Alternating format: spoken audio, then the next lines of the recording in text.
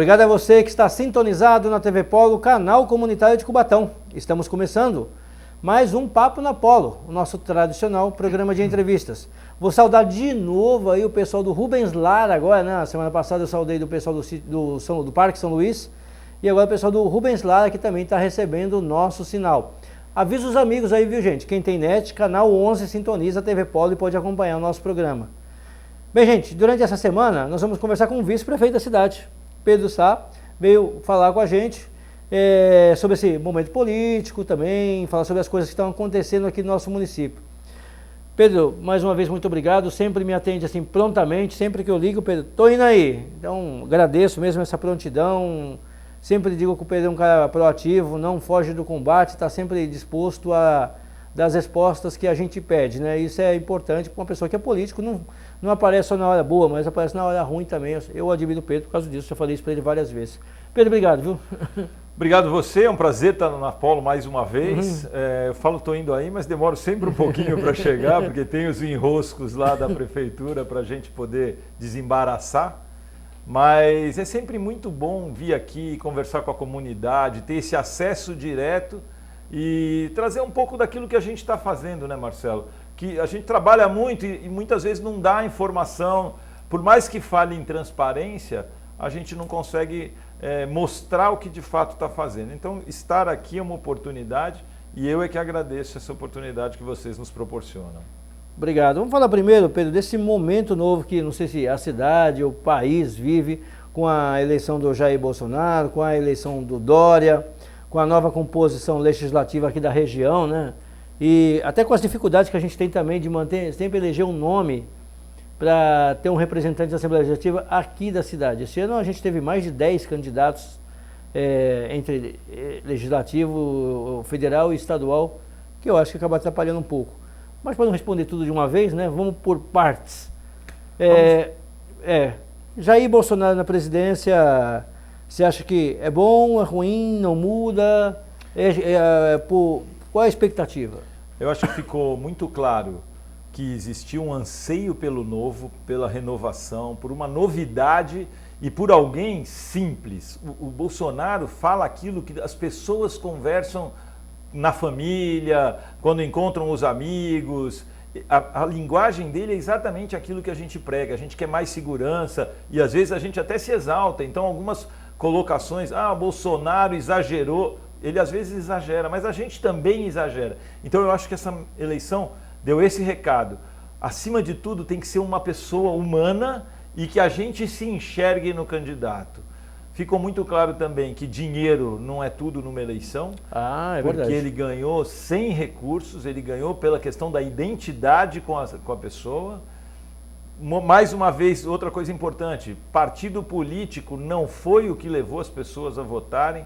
O Bolsonaro vem de um partido que nasceu praticamente agora e chegou onde chegou com uma maciça votação, elegeu uma bancada fora de série pelo vínculo com a pessoa Bolsonaro. E eu, resumindo tudo, estou muito otimista. Acho que todos os exageros que ele mesmo pregou antes ou durante a campanha, agora há uma acomodação natural, ele tem esse senso da responsabilidade. Ele tem uma formação militar que, gostem ou não, lhe garante uma autoridade para o exercício do poder. E tem um parceiro militar também, né? Mas ele tem a percepção também de que é ele que é o cara que tem que dar ali. Então o parceiro exagerou, ele mandou baixar a bola, o filho exagerou, ele deu o puxão de orelha que tinha que dar. E eu acho que isso vai valer para todos os políticos, tanto pelos exageros de radicalismo de um lado quanto de outro. Ele vai botar cada um no seu espaço e vai... Eu estou muito confiante no equilíbrio do Bolsonaro para conduzir com autoridade, mas de uma forma muito madura. Acho que o país precisava dessa mudança. A questão PT-PSDB polarizando permanentemente todas as discussões, acho que foi uma renovação muito bem-vinda.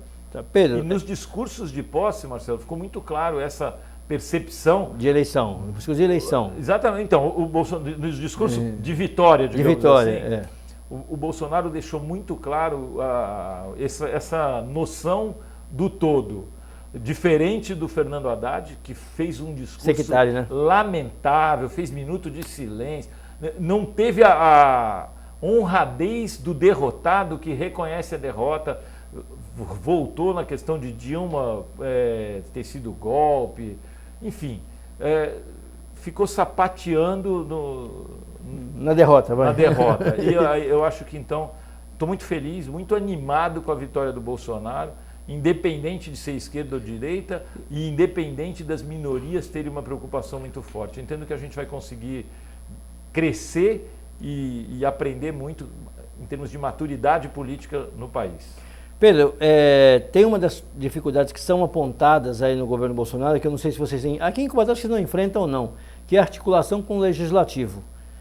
E o Bolsonaro, muitas vezes eu vejo o Bolsonaro, me lembro muito do Collor de Mello, que vinha de uma onda populista também, verde e amarelo, cara pintado, aquela coisa toda, e depois teve uma dificuldade ali com o legislativo. Você acha que isso é algo que pode acontecer também? Você agora que está convivendo mais de perto com essa situação? Eu acho que pode, mas eu acho que também a sociedade hoje está muito mais próxima. Antigamente, o representante, o deputado, ele de fato falava em nome da sociedade. Hoje, se ele não falar aquilo que a sociedade quer que ele fale, ele está condenado ao fracasso.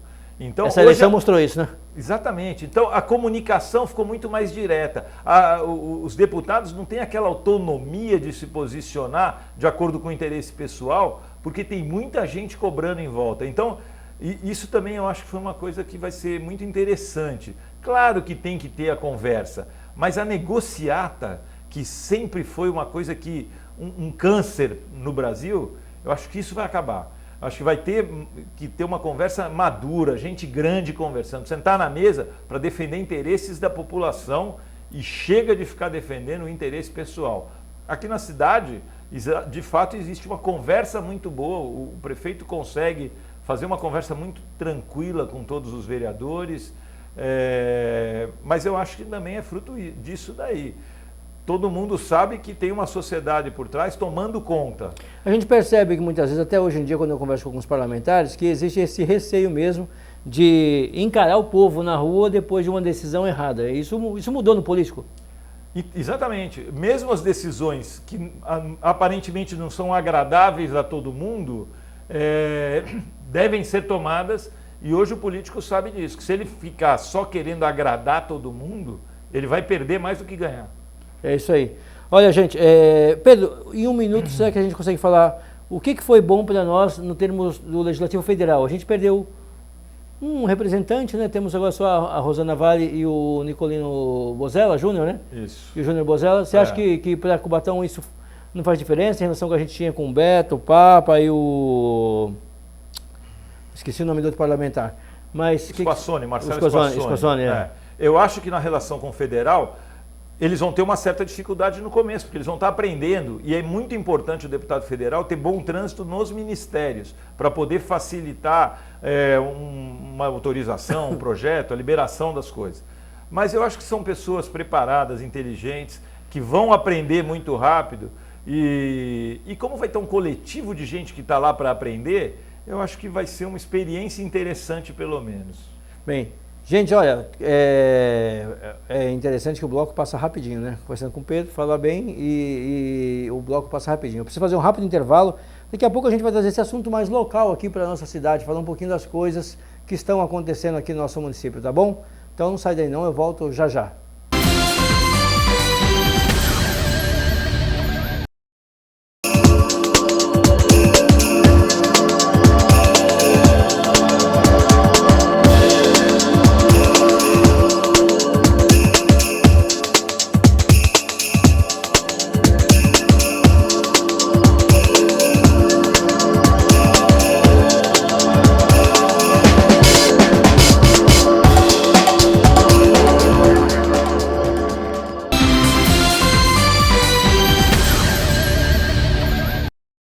Estamos de volta para o segundo bloco do Papo na Polo. Você já sabe, o nosso convidado, engenheiro Pedro Sá, vice-prefeito da nossa cidade. No primeiro bloco a gente falou um pouquinho aqui sobre as eleições aí, a eleição do Bolsonaro, propriamente dita, né? E rapidamente pincelamos também sobre a questão federal.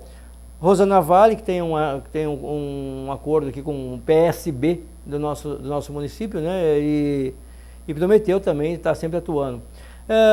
Pedro, como é que você vê essa questão do Legislativo mudando com essa questão das verbas ou das emendas que os deputados trazem isso? Eu sempre disse isso, que existe muita emenda que faz de conta. O cara lá faz de conta que conseguiu, porque o dinheiro chega aqui e não consegue entrar. Então faz de conta e aí fica um que deu e o outro que não recebeu. Você acha que pode se resolver essa situação? Parece que o deputado federal tem só essa incumbência. Então, Marcelo, a gente agora, inclusive, está terminando um período de fazer o pedido de dinheiro para emendas dos parlamentares. A gente acabou de enviar ofício para todos os parlamentares, deputados federais e estaduais. Ainda tem tempo? Exatamente. Tem, porque eles vão, as emendas para o orçamento do ano que vem são feitas pelos atuais integrantes do Legislativo. E o que vai pesar mais é que quem foi reeleito consegue movimentar para conseguir a liberação mais depressa do recurso. Agora, os que não estão reeleitos, a emenda fica lançada e cabe a cada um de nós pleitear, buscar caminhos para conseguir a liberação. O recurso da área da saúde tem vindo muitas vezes para reforçar questões operacionais. Agora mesmo o Papa está destinando 1,1 milhão para a gente fazer serviços não contratualizados no hospital. Então, tem itens que não estão Quais seriam mais ou menos? São exames, tomografia, algumas coisas que a gente não tem no procedimento padrão que está contratado, mas que com esse recurso a gente vai conseguir acelerar, tirar as pessoas da fila CROSS, que é aquele sistema regulador estadual, e agilizar então alguns atendimentos, alguns procedimentos recomendados pelas unidades básicas ou pelos centros de especialidades. Então, esses recursos chegam ao município, muitas vezes as pessoas não ficam nem sabendo, mas a gente tem conseguido captar algum recurso. O que também tem atrapalhado é a questão das certidões. Quando o município não tem todas as certidões, agora a gente estava com uma liminar e conseguia liberar algumas coisas. Mas quando a gente não tem, porque tem uma dívida da cursão, ou porque tem uma dívida da Caixa de Previdência, ou uma guia, às vezes uma guia que não foi feita de zero de recolhimento de imposto, mas o simples fato de não fazer aquela guia impede a gente de receber recursos. Então a gente também está se estruturando para acompanhar mais de perto isso e evitar que a falta de documentação permita que a gente receba o recurso. E, de novo, a gente está pedindo tudo que é necessário. Vamos ver quem que vai contemplar o município com alguma emenda de orçamento para o ano que vem. Certo. Já que você falou em saúde, está a Faculdade de Medicina? Está encaminhada já, já vai se instalar naquele prédio ali da Rua São Paulo, esquina com a Rua Santos. Funciona durante um ano naquele prédio e tem um ano para construir o prédio novo ali onde era a antiga policlínica, ali atrás do hospital. Então, isso está resolvido, tem já o documento do MEC, tudo encaminhado. Os alunos são só para as pessoas entenderem, é uma faculdade privada, né, Pedro? Sim, é uma faculdade privada, tem lá, já vai ter vestibular esse ano, e aí tem os programas de financiamento do curso superior. Mas é uma faculdade privada. Certo. Bem, então tem uma oportunidade para hotelaria ali perto, ali, ou para repúblicas, pode ser uma situação nova ali naquele município. Exatamente. Trazer faculdade traz muita gente jovem, muita gente boa e essa oportunidade de gente que vem de refeição, hotelaria no entorno, locação de casa, república. E traz também os desconfortos que isso daí traz, que um bando de moleque reunido, mas a cidade ganha muito com a faculdade, traz toda uma atividade econômica no entorno, vai ser muito bom para a cidade e esse ano já tem vestibular. Tá, como tem um anúncio também, já que você falou em saúde, já lembro das perguntas. A questão da hemodiálise que estava acontecendo naquele anexo do hospital onde era o antigo teatro, como é que está isso? A obra está praticamente concluída, mas precisa de uma questão de habilitação. Para poder receber a remuneração para fazer os tratamentos de hemodiálise e a oncologia, que é uma outra unidade que vai ser implantada em breve, precisa da habilitação para poder receber o recurso SUS. Da capacidade que tem para fazer. E atender a população geral. Senão você fica sem... O SUS não credenciou, ele não paga. Então não dá para atender de graça. Então só atenderia quem tivesse convênio ou particular. Como isso é inadmissível, a nossa cidade precisa dessas coisas, então a gente está trabalhando para acelerar a habilitação tanto da hemodiálise e aí tem mais gente. Praia Grande também tem um centro de hemodiálise em fase de habilitação, a oncologia tem outros lugares. Isso é calculado pelo Ministério em função do número de casos que você tem da doença, relação com a população e leitos disponíveis para tratamento dessas coisas. Então, a gente no ano passado, em julho, teve lá pleiteando uma ampliação dos recursos para essas áreas e agora está trabalhando na habilitação para a gente poder remunerar o prestador de serviço de forma que ele atenda a população que utiliza o SUS para poder ter esse tratamento. Certo. Você acha que esse problema do hospital, saúde, isso está consolidado? Tem alguma novidade que está para acontecer? Como é que está sendo a aceitação, principalmente da área privada do hospital para o atendimento público? Então, ainda tem alguns questionamentos, porque como tem serviços que não estão contratados e não estão credenciados, a população, a partir do momento que abre o hospital, tem expectativa de que tudo se resolva dentro do nosso hospital. E algumas situações tem que ir para a fila do CROSS, tem que aguardar a vaga em algum hospital da região, ou na Santa Casa, ou no Irmandúcio, ou então no Guilherme Alves. E isso acaba gerando uma suspeita, algumas críticas em relação ao hospital. Mas, no geral, a questão da maternidade, por exemplo, todo mundo elogia o atendimento, o tratamento, a qualidade do serviço que é prestado. Qual que é o maior problema hoje? Os serviços estão muito bons. Qual é o problema que você sente a maior reclamação hoje? Precisamos resolver isso logo. Por exemplo, ortopedia, um exemplo. Então, ortopedia, algumas cirurgias também e alguns exames que o hospital não tem ainda os equipamentos para poder efetuar.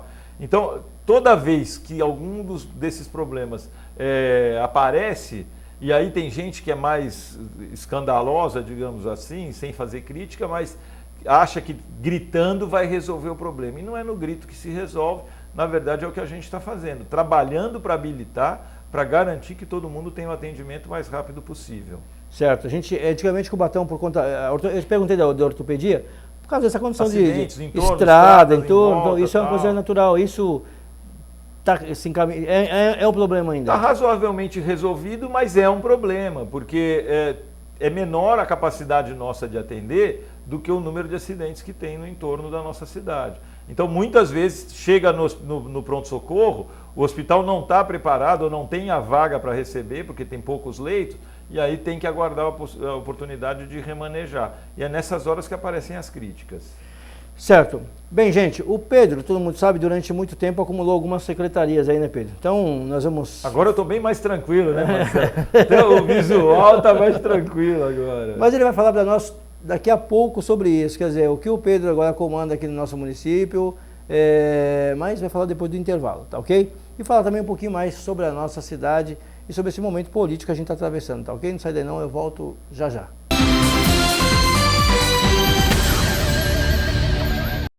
ABS Imóveis. Temos excelência no que fazemos para você realizar o melhor negócio. Nós temos a melhor solução para você alugar ou comprar um imóvel. ABS Imóveis. ABS Imóveis.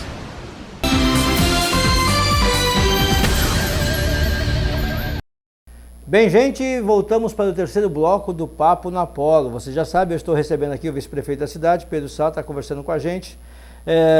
Pedro, antes de sair para o intervalo, falei que o Pedro era um polissecretário ali, muitas secretarias. E como ficou? Você já vinha dizendo que iria entregar algumas pastas. Afinal de contas, onde está o Pedro hoje? É vice-prefeito? Mais alguma coisa? Secretário de Planejamento, Marcelo, entreguei Educação no dia 9 de outubro para a professora Márcia Terras. Entendo que fiz um trabalho na parte administrativa necessário e importante. Saio triste porque não consegui fazer aquilo que a gente pretendia na questão pedagógica, de descobrir novas formas de despertar o interesse da criança e do jovem no aprendizado, de discutir com os professores como fazer isso acontecer. A gente ficou muito tempo discutindo questões salariais, questões de perdas, seja por motivação jurídica e judicial, seja por outras questões administrativas, mas a gente acabou perdendo muito tempo nas discussões administrativas e não fazendo a parte pedagógica. Desejo sucesso para a Márcia Terras e entendo que tem que ter esse foco, a gente precisa melhorar. Mesmo assim, continuo acompanhando tudo o que acontece na educação, me proponho a ser parceiro, principalmente dos professores que estão aí numa luta da questão do 30%. na busca... Sabe que nós trouxemos aqui o Rogério Molina, que explicou um pouco desse assunto, como é que está andando. A semana passada foi nosso entrevistado e veio aqui falar sobre isso de uma maneira geral, a questão dos 30% também dos servidores, né? Mas cultura também... Então, cultura saiu ontem, ontem, eu quero dizer assim, recente, bem recente, saiu dia 29 de outubro. Vanessa Toledo assume, era já coordenadora dos grupos artísticos, então está por dentro das dificuldades e do momento delicado que a cultura da cidade atravessa, tanto no que se refere a verbas municipais, verbas públicas, quanto na questão da iniciativa privada, está limitada a capacidade de investimento para a cultura. Então é um grande desafio que a Vanessa tem pela frente. A gente já deixou pronto na saída o projeto de lei de fomento à cultura, que vai estimular que as indústrias e a iniciativa privada... Está de acordo com a nova lei já, né? Tá de acordo com a nova lei? Já está tudo pronto, de acordo com a nova lei, com o novo marco. Regulatório. Muito bem encaminhado, muito bem elaborado, tem o chamamento. A gente fez, desde o ano passado, eu assumi em final de outubro do ano passado a cultura e fiz um mapa de todos os projetos culturais que a gente tem e pedi para a Ciesp levar isso em consideração na hora de destinar recursos para a cultura.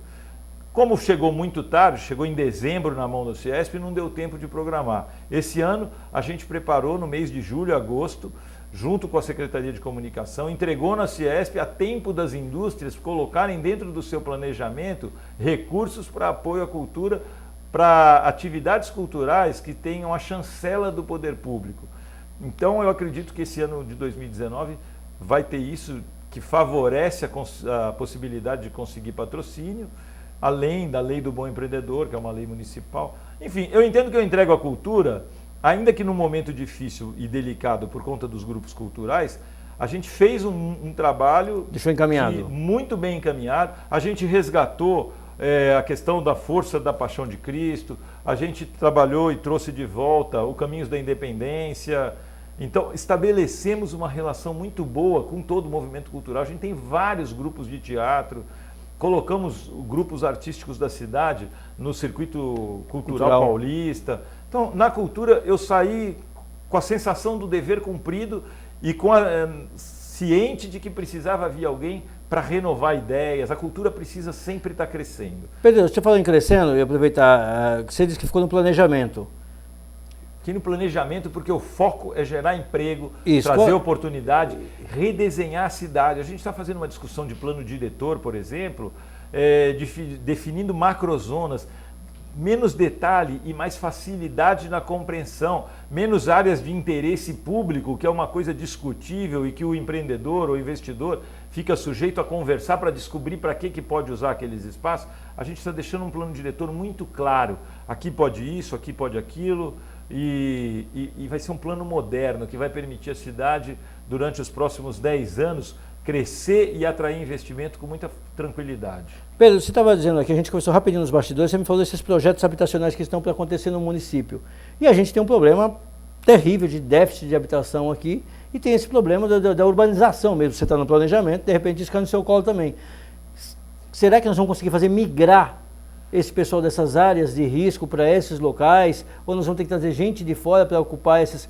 Fala até desses projetos que estão acontecendo aqui. São 3 focos, você acabou de falar muito bem. Um é garantir condição melhor de habitabilidade para as pessoas que moram em condição subhumana. Então, que nas comunidades, muitas consolidando lá e outras transferindo para uma unidade em boas condições. Tem Ilha Caraguatá, que é um projeto do CDHU. E a gente tem projetos de Minha Casa Minha Vida para a faixa 2 e 3, que vai até 9 salários mínimos. Então, a pessoa que paga aluguel na cidade vai ter oportunidade de comprar. O valor que ela gasta de aluguel, ela vai poder, dentro desses empreendimentos privados, a gente só é incentivador e facilitador na tramitação dos processos, mas vai ter iniciativa privada para quem quer comprar sua casa própria, vai ter. E além disso, a gente também tem o terceiro foco, é trazer gente de fora para morar aqui. Quem trabalha no polo industrial e vai para Santos todo dia, cada dia está mais complicado chegar em casa. Demora 1 hora e meia para chegar em casa em Santos. Se a gente tiver uma condição boa de moradia aqui, então atrair as pessoas para morarem perto do seu trabalho é muito importante. A gente vai ter unidades habitacionais para oferecer para atrair gente para morar aqui. Aí a pessoa vai usar o carro no final de semana, que não tem tanto trânsito, para ir passear na praia. Aí pode ir para Santos, Guarujá, São Vicente, Praia Grande. As torres que estão sendo construídas no CDHU, para quem são aquelas torres ali? Quantas habitações ali mais ou menos? Aquelas torres têm destino para a questão do programa Serra do Mar, alguma coisa de Vila Noel e e Pilões. Principalmente o pessoal que está em auxílio aluguel, que foi removido por condição de acidentes, catástrofes naturais e está no auxílio aluguel. O principal foco dessas torres que estão ali no CSU são essas pessoas. Quantas habitações mais ou menos ali? Eu não sei exatamente o número, Marcelo, mas acho que está em torno de 600 unidades. Na Ilha Caraguatá eu sei que também são 600 unidades. São em torno de 600 unidades. A gente tem um projeto para transferência do pessoal da Mantiqueira, que ainda não se iniciou, está na fase de elaboração de projetos, mas muito bem encaminhado junto com o CDHU. E trabalho de incentivo à iniciativa privada. Então, lá no Casqueiro tem 2 torres na área da Brasterra, tem algumas coisas muito importantes para acontecer. Perspectiva de emprego, Pedro? Então, a construção civil é a que emprega mais rapidamente, porque a indústria demora, até tem muita atividade na parte de construção, mas é um emprego efêmero, da construção civil também. Mas a gente precisa ocupar rápido a mão de obra. Então, a construção civil vai abrigar e gerar muitas oportunidades de trabalho na nossa cidade. Deixa eu falar devagar, porque isso que você falou é uma coisa muito importante. No Casqueiro, ali perto daquela ponte, na divisa com Santos, onde ia ser um pátio de container, ali vai ser construído 2 torres, é isso? Isso. Da iniciativa privada. Na privada. verdade, são 3 torres, 2 de uma área e mais uma numa outra área, próximas ali na mesma região, mas que vão dar uma movimentada naquele espaço lá, que era a área que era para container, agora vai ser habitacional. Isso aí para quando? Para o ano que vem a gente deve ter essas obras em pleno e com muita força de andar muito rápido essas obras. Certo. Emprego via PAT? Emprego sempre via PAT, é prioridade absoluta do governo e da cidade. É uma forma democrática de garantir o emprego para o morador daqui. E ao mesmo tempo não fechar as portas, porque na região toda tem gente procurando emprego. E também a gente está com um foco muito forte, Marcelo, e por isso volto a me concentrar no planejamento, em tentar atrair indústrias, polo tecnológico, algumas alternativas, inclusive diferentes de tudo que já se fez aqui na cidade até hoje, para tentar atrair outros tipos de investimento, outras oportunidades de trabalho e utilizar as nossas escolas técnicas, federal, estadual, Paula Souza, o próprio Senai, para formação de mão de obra qualificada, para quando essas novas empresas se instalarem, a gente ter gente para operar a indústria e não apenas construir e deixar os melhores empregos para quem vem de fora. Pedro, projeto político, sempre que termina uma eleição as pessoas pensam em outra. Como é que você vai enxergar o futuro aqui de Cubatão? Marcelo, o meu sonho, sem dúvida, meu sonho não, eu sinto que eu posso contribuir sendo prefeito de Cubatão, já estou em campanha, tenho essa ideia, eu tenho uma sintonia maravilhosa com o prefeito Ademário, faço tudo o que eu puder para contribuir para que esse governo dê certo, mas eu tenho um projeto, em muitas situações eu faria diferente da forma como ele conduz, e dentro dessa perspectiva eu tenho aí uma caminhada política de tentar ser prefeito de Cubatão e vou trabalhar por isso. É isso aí, já levantaram a placa ali, o meu tempo acabou. Queria agradecer demais ao Pedro por ter atendido o nosso chamado e por trazer informação aqui para a comunidade. Pedro, sucesso, boa sorte. Qualquer dia a gente volta a falar sobre esse seu planejamento aí, essa sua ideia. Combinado, estou à disposição, é uma alegria estar aqui, Marcelo. E eu sou pré-candidato, né? Eu não posso falar que sou candidato a nada. Isso aí. Mas eu, de fato, pretendo colocar meu nome à disposição da comunidade, da população. Continuo cheio de ideias e me preparando cada vez mais para poder fazer a diferença para a nossa cidade. Olha, gente, com essa novidade, nós terminamos aqui o Papo na Polo e nos vemos na próxima edição. Tchau, tchau!